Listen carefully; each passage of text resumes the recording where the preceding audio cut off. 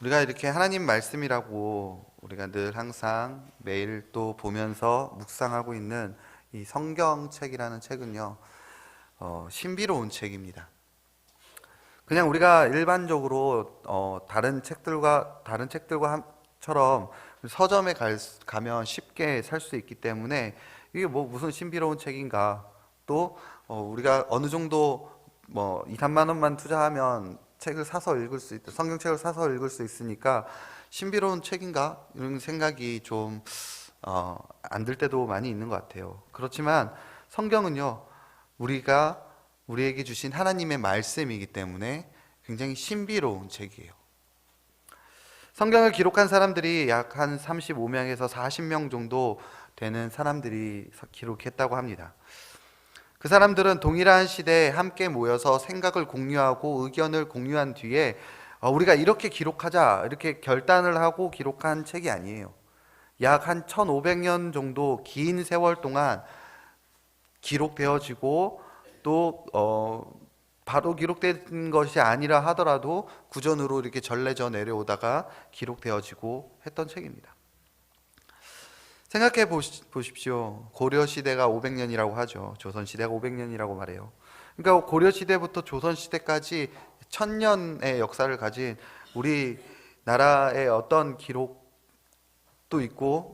있지만 그것보다 500년 더 긴 세월 동안 또 35명에서 40명의 사람들이 기록한 책인데 그 중심 메시지는 동일하게 다 예수 그리스도로 향한다라는 그 말씀을 알 수가 있습니다. 이게 가능한 일입니까? 요즘 중고등학교 역사 교과서만 해도 굉장히 많이 있지 않습니까? 다른 관점에서 역사들을 기록해 나갔기 때문에 다양한 관점에서 역사서는 기록되어졌고 그것을 이제 우리가 배우고 있습니다. 사실 사람마다 생각하는 것이 다르기 때문에 이 동일한 시대에 동일한 조건에 동일한 사건을 보더라도 여러 가지 사람이 보기 때문에 해석이 다양할 수밖에 없습니다. 하지만 66권에 우리에게 주어진 성경은 저자도 다르고 또 시대로 다른데 해석이 같습니다. 그래서 신비로운 책이라고 우리가 말할 수 있는 거예요. 이런 사실을 설명할 수 있는 방법은 단 한 가지밖에 없죠. 성경의 원래 저자는 하나님이시라는 것. 그래서 디모데후서 3장 16절 사도 바울이 디모데에게 전한 편지를 통해서 이렇게 얘기합니다. 모든 성경은 하나님의 감동으로 된 것으로 교훈과 책망과 바르게 함과 의로 교육하기에 유익하다라고 말씀을 하죠. 하나님의 감동으로 쓰여진 이 성경책은 오로지 우리에게 예수님에 대해서만 증언하고 있습니다. 우리가 이 성경책을 통하지 않고서는 예수님을 알 수도 없었던 우리들에게 예수님이 우리를 살리시는 유일한 구원자 되심을 증언하고 있는 신비한 책이 바로 성경입니다. 오늘도 우리에게 주신 이 말씀을 통해서, 이 신비한 성경의 말씀을 통해서 우리가 그 믿음이 더해지는 귀한 놀라운 시간이 되기를 소망합니다. 하나님의 감동으로 쓰여진 오늘 말씀에서 세례 요한이라는 인물이 등장을 하죠.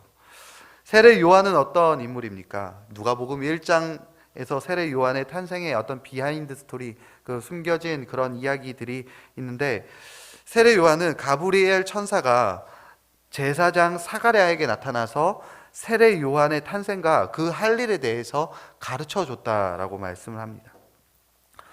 물론 세례 요한이 자라면서 아버지인 사가랴를 통해서 자기의 어떤 탄생의 그 비하인드 스토리, 그 배경에 대한 이야기, 그 신비로운 이야기를 들었을 수도 있고 못 들었을 수도 있어요.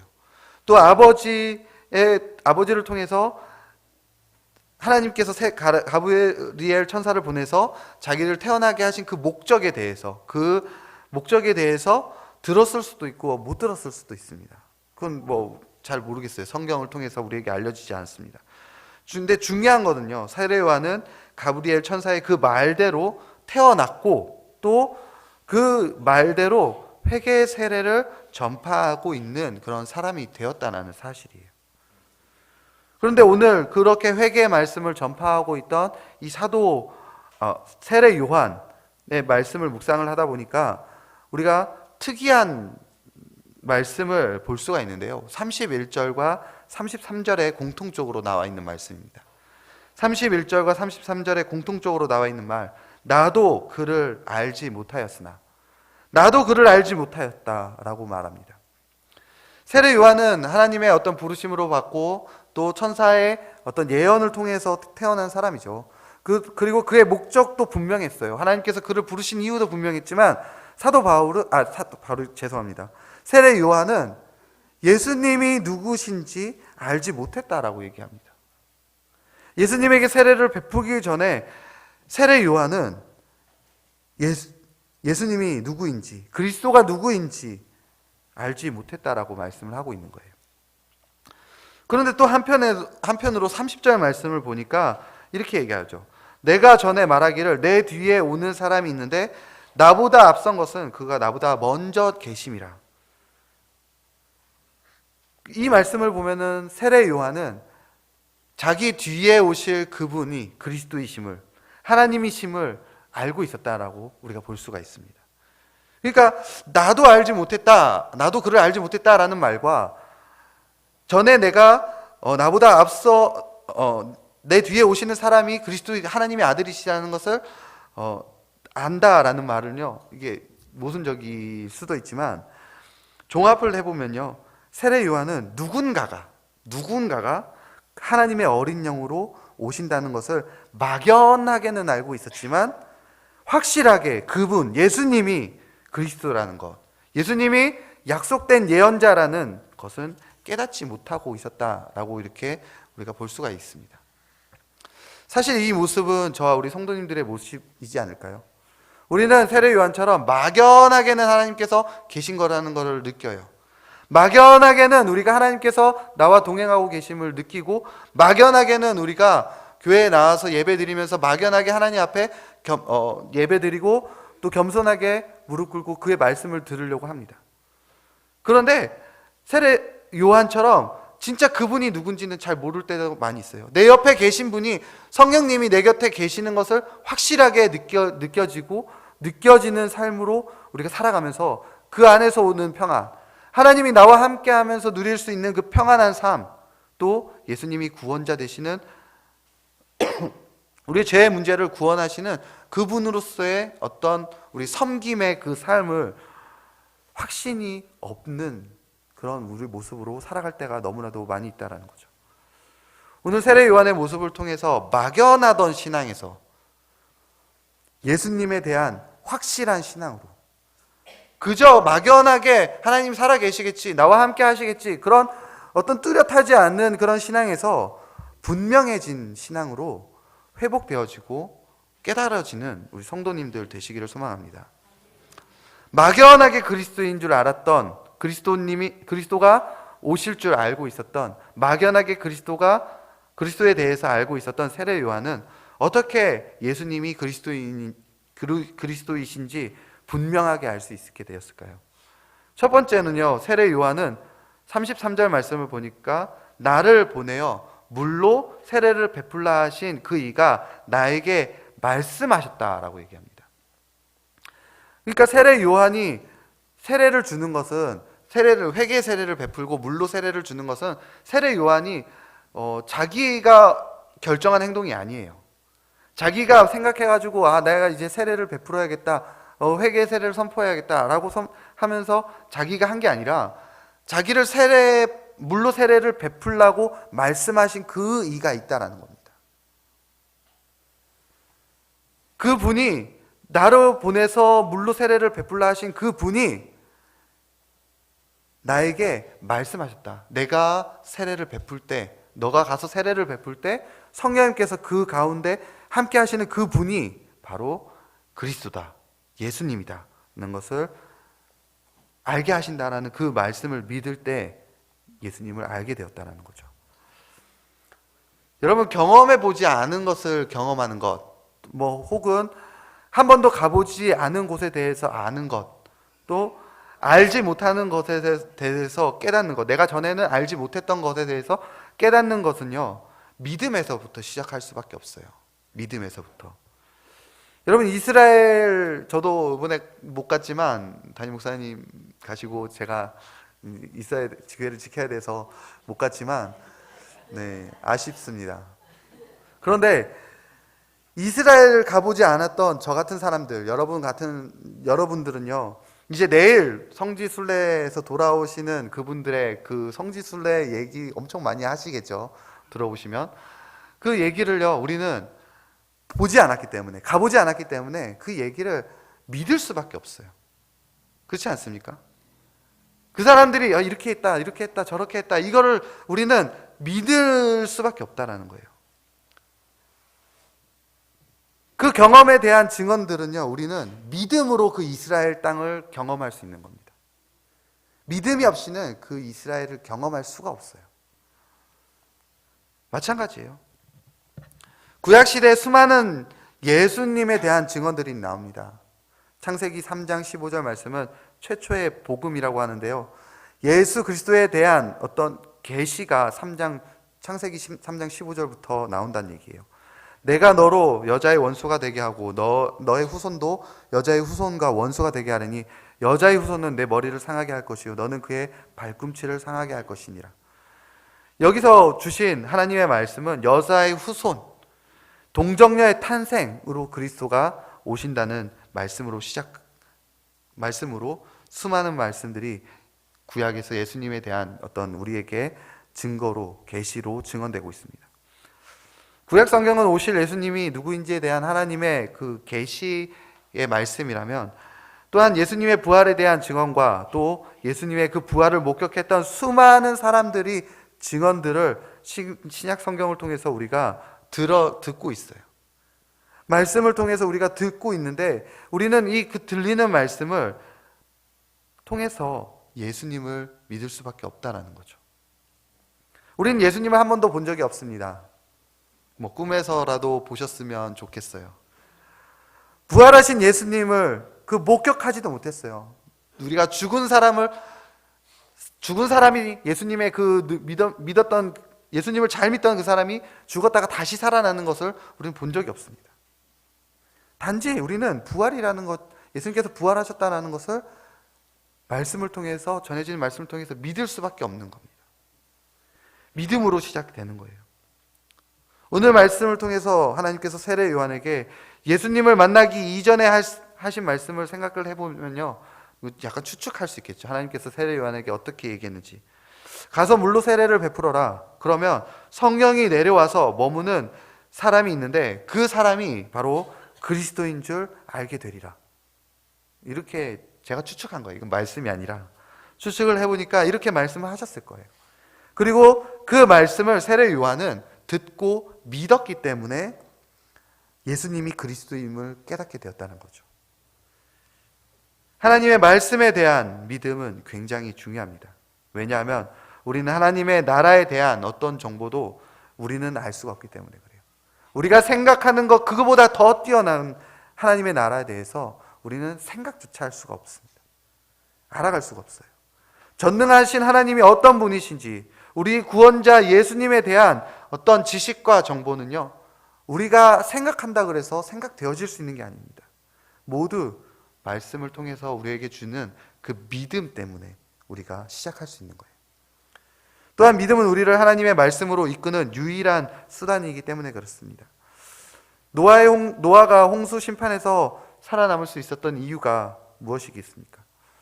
방주를 만들었기 때문일까요?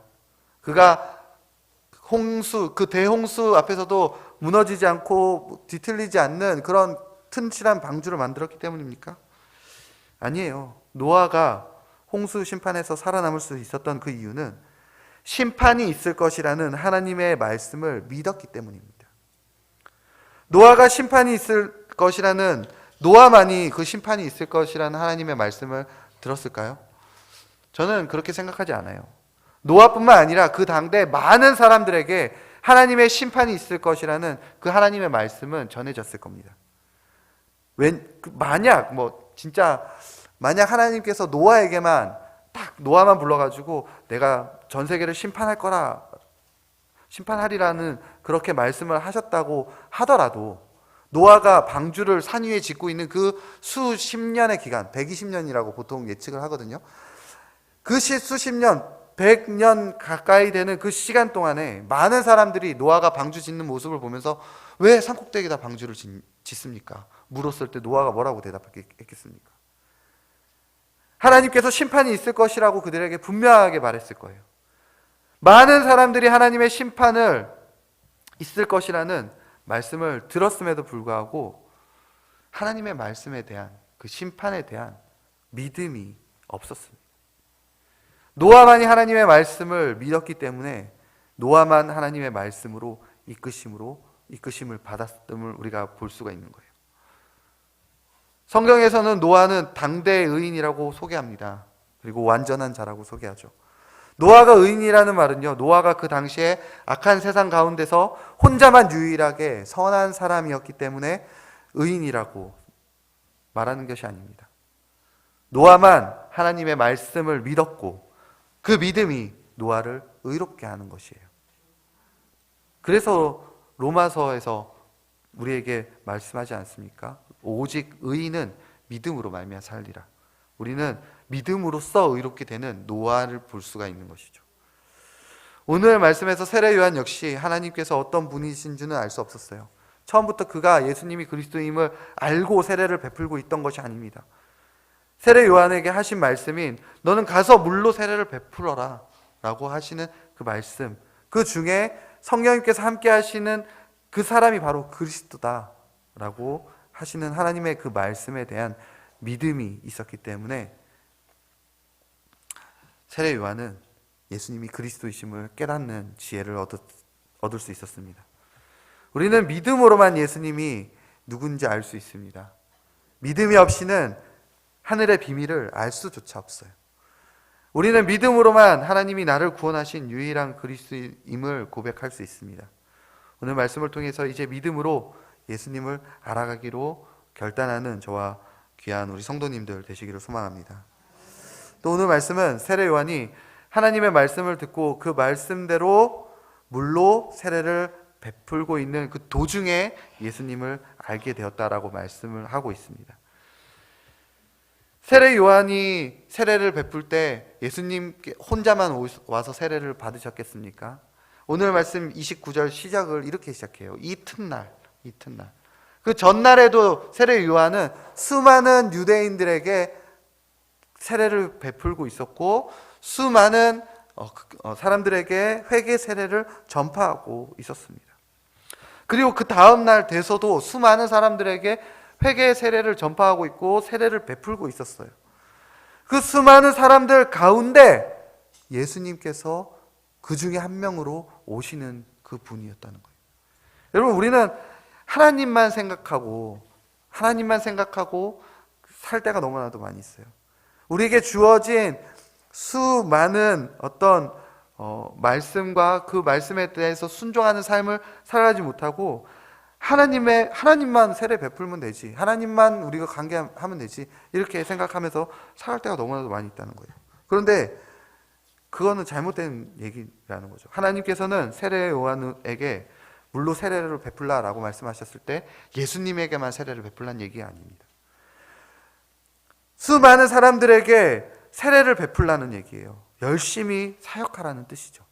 열심히 하나님 말씀을 듣고 순종함으로 물로 세례를 수많은 사람들에게 베풀고 있었기 때문에 막연하게 알던 예수님, 구원자 예수님의 만나는 계기가 되었고 예수님을 확신하는 계기가 되었다는 겁니다.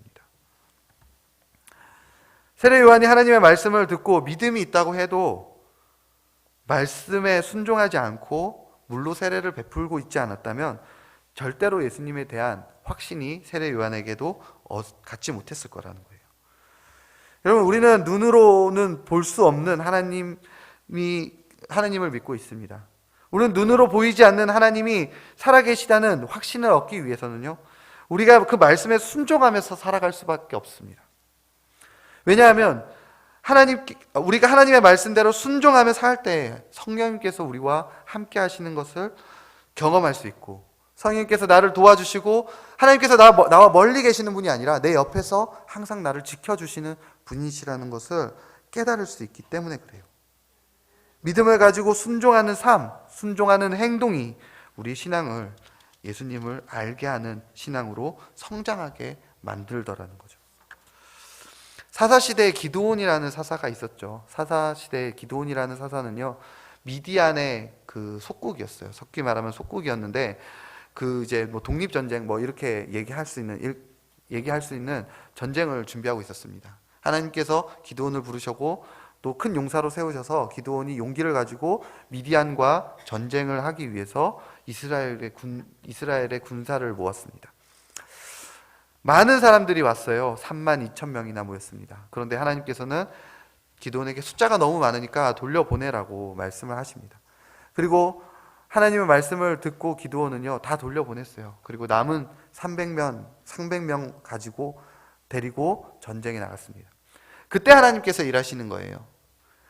그때 미디안 사람들이 서로 죽이는 이상한 일들, 자기들이 전쟁을 이기는 것이 아니라 미디안 사람들이 쳐들어오다가 스스로 자기네들끼리 전쟁을 하는 그런 이상한 일들이 일어나더라는 겁니다. 만약 하나님께서 돌려보내시라고 하는데요, 기드온이 하나님께 32,000명도 많은 숫자가 아닙니다. 그 당시 미디안 군대가 숫자가 이제 13만 명이라고 해요. 13만 대 32,000명은요, 4분의 1도 안 되는 숫자예요. 결코 많은 숫자가 아니죠. 많은 숫자가 아닙니다 라고 하면서 돌려보내지 않았다면 미디안 전쟁에서 이길 수도 없을 뿐만 아니라 승리한다고 하더라도 하나님의 인도하심이었다고 말할 수 없었을 겁니다. 그래서 하나님께서 사사 기드온에게 그 전에 분명하게 말씀하세요.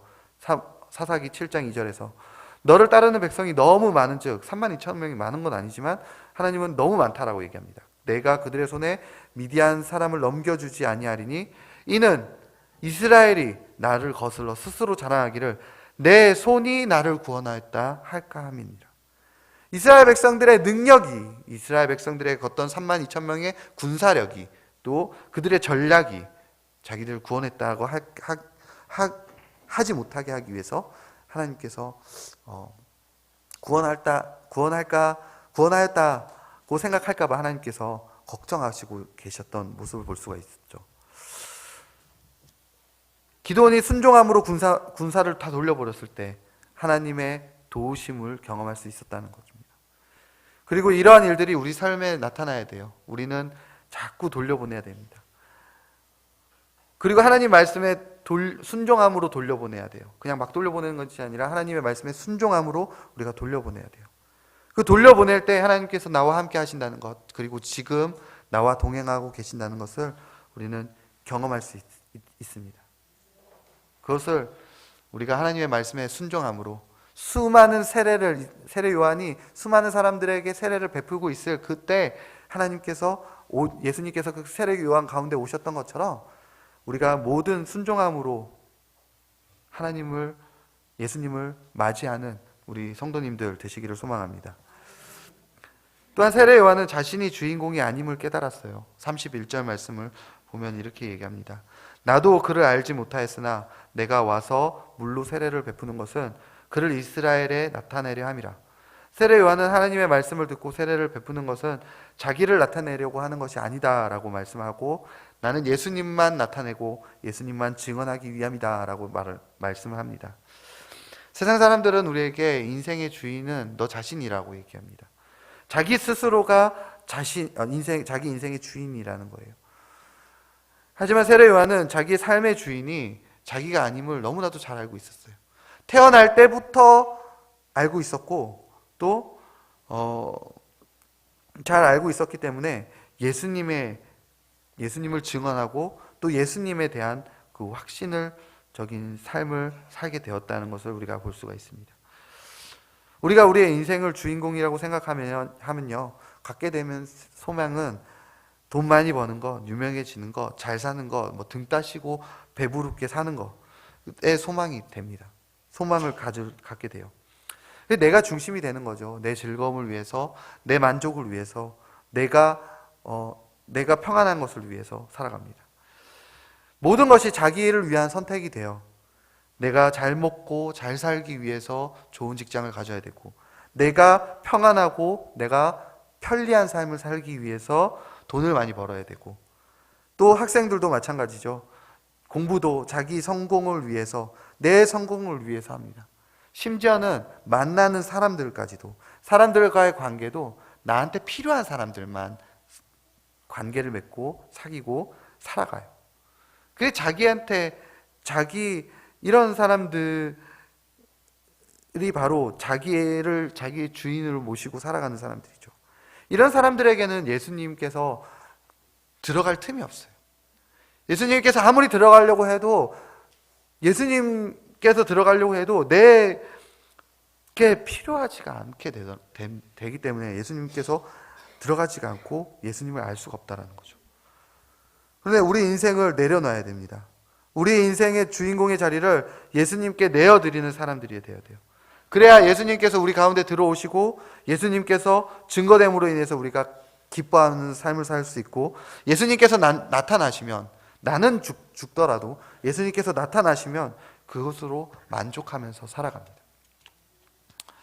여러분, 다윗이 이스라엘의 왕이 되지 않습니까? 다윗이 이스라엘의 왕이 됐어요. 근데 다윗이 자기 명성을 떨치기 위해서 이스라엘의 왕이 되고자 했을까요? 아니에요. 여러분, 다윗의 삶을 자세히 살펴보면요, 다윗은 한 번도 자신이 이스라엘의 왕이 되고자 노력했던 적이 한 번도 없습니다. 단 한 번도 없어요. 그 사실을 알고 계셔야 됩니다. 사울 왕이 블레셋과의 전쟁에서 죽게 되었어요.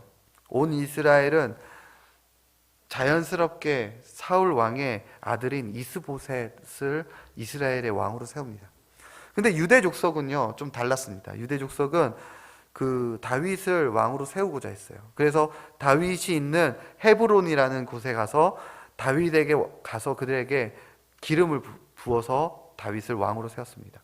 다윗이 유대 민족들에게 나를 왕으로 세워주세요라고 요구한 것이 아니라 유대 사람들이 가가지고 다윗에게 우리의 왕이 되어달라고, 그리고 기름을 부어서 왕으로 세웠습니다. 다윗 입장에서는 그 세워짐을 당한 거죠. 그렇게 다윗은 유대의 왕으로 7년 6개월을 지냈습니다. 처음부터 온 이스라엘의 왕은 아니었다는 얘기예요. 그 뒤에 사울의 아들이자 이스라엘의 왕이었던 이스보셋과 그 당연히 남유다와 그 북이스라엘과 남유다, 북이스라엘이라고 얘기할 수는 없을지도 모르겠지만 11지파와 유대 지파는 전쟁을 많이 했어요.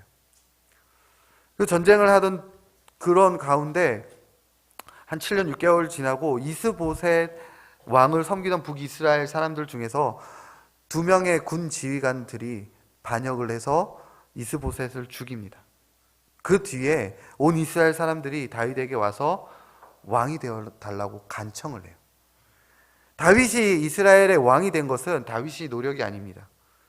하나님께서 그 모든 상황을 이끌어 가심을 다윗을 통해서 볼 수가 있는 거예요. 다윗의 소망은 내가 높아지고 왕이 되자라는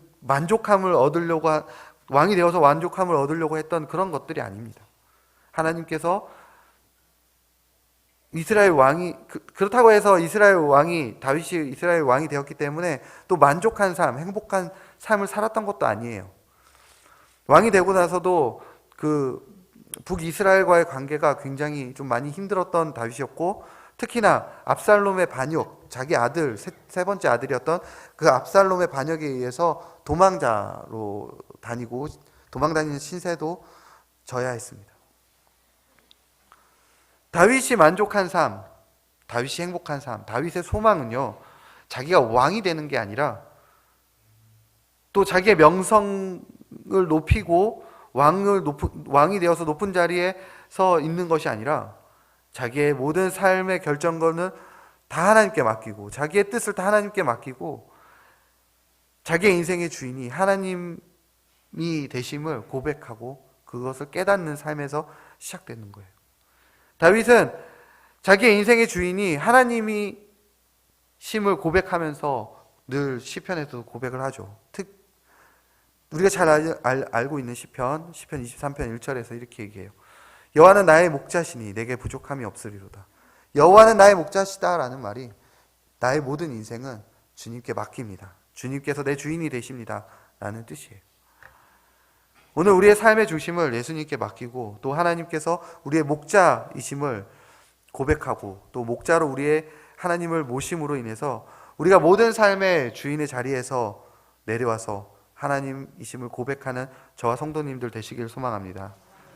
그럴 때 우리는 예수님이 누군지 우리 마음 가운데 확신을 갖는 삶을 살 수 있다는 거예요.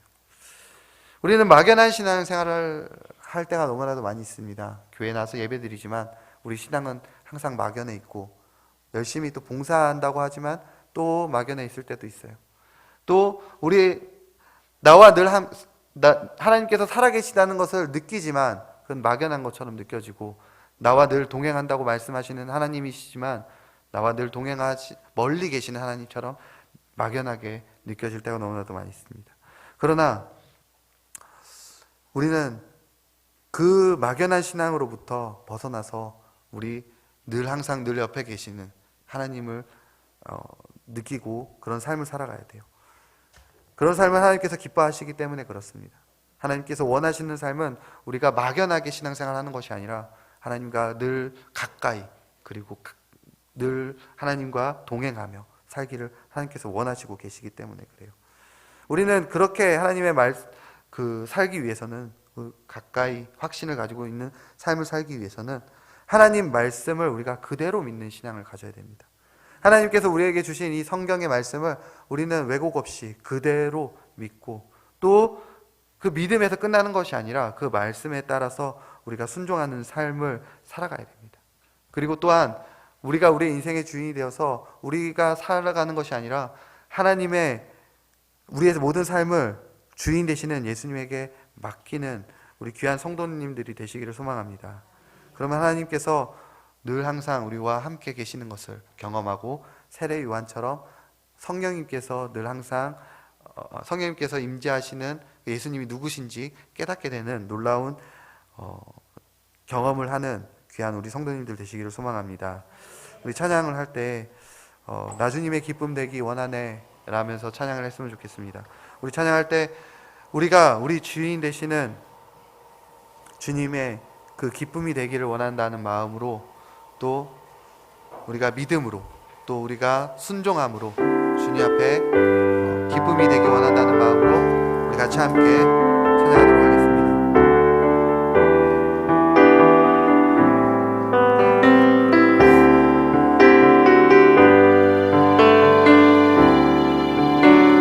나 주님의 기쁨 되기 원하네. 내 마음을 새롭게 하소서. 새 무대가 되게 하여 주사. 주님의 빛 비추게 하소서. 내가 원하는 한 가지, 주님의 기쁨이 되는 것. 내가 원하는 한 가지, 주님의 기쁨이 되는 것. 겸손히 내 마음 드립니다. 겸손히 내 마음 드립니다. 나의 모든 것 받으소서. 나의 맘 깨끗게 씻어주사. 주의 길로 행하게 하소서. 내가 원하는 한 가지, 주님의 기쁨이 되는 것. 내가 원하는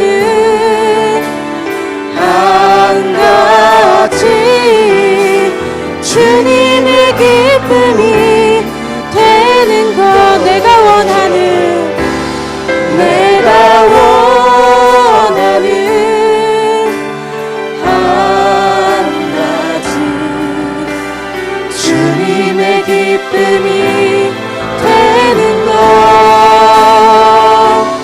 내가 원하는 한 가지 주님의 기쁨이 되는 것 우리 함께 말씀을 생각하면서 기도했으면 좋겠습니다. 우리 같이 기도할 때 이렇게 기도했으면 좋겠는데요. 하나님, 내가 이제 막연한 신앙생활을 좀 버리고 주님의 그 말씀에 대한 확실한 믿음, 주님의 그 신비로운 이 말씀에 대한 확실한 믿음을 가지고 주님 앞에 나갈 수 있도록 주님 도와주시옵소서. 기도했으면 좋겠고요. 또 우리가 또 순종하는 마음을 함께 허락하여 주셔서 우리가 순종함으로 주님 앞에 나와서 우리 믿음이 자라나고 확신 얻고 예수님께서 우리에게 멀리 계신 것이 아니라 나와 함께 늘 동행하고 계심을 깨닫게 해달라고 기도했으면 좋겠습니다. 또 하나 기도할 때 하나님, 우리 가운데 정말 이제 우리의 삶의 모든 것을 다 주권을 다 내려놓고 주님께 우리의 주권을 맡깁니다 고백하면서 기도할 때 주님께서 우리 마음 가운데 늘 함께 해주시고 주님께서 늘 항상 동행하여 주시고 늘 항상 함께 하시는 것을 기도하시면서 우리가 느끼고 깨닫고 응답되는 그런 기도 되었으면 좋겠습니다. 우리 같이 말씀을 생각하면서 기도하도록 하겠습니다.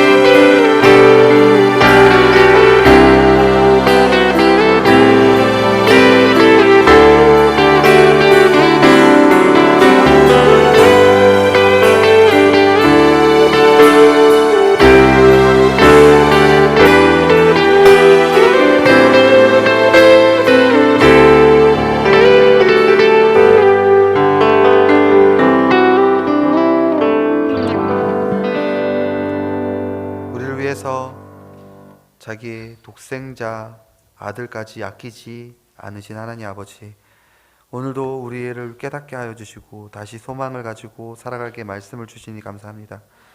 이제 우리에게 있었던 교만한 생각을 벗어버리고 오직 하나님의 말씀에 대한 믿음으로 살아가게 도와주시옵소서. 또한 순종하지 못했던 우리의 어리석음을 용서하여 주시고 우리의 말씀을 따라 순종하는 삶을 살아가는 삶으로 인도하여 주시옵소서. 그리고 우리가 우리의 인생의 주인 되어서 살아가던 모습을 돌이켜 우리 안에 계신 주님의 성령을 통하여 예수님께서 우리의 모든 삶을 주관하시는 삶을 살아나가게 인도하여 주시옵소서. 주님, 이제 우리가 주님의 기쁨이 되길 원합니다. 이제 주님의 말씀을 듣고 믿음으로 또한 순종함으로 그리고 우리 인생을 주님께 모두 맡김으로 주님의 기쁨이 되기를 원합니다. 주님께서 우리의 연약한 마음을 주관하여 주셔서 언제나 주님의 기쁨이 되는 삶을 살아낼 수 있게 도와주시옵소서. 오늘 예배 주인 되시는 예수님의 이름으로 기도드립니다.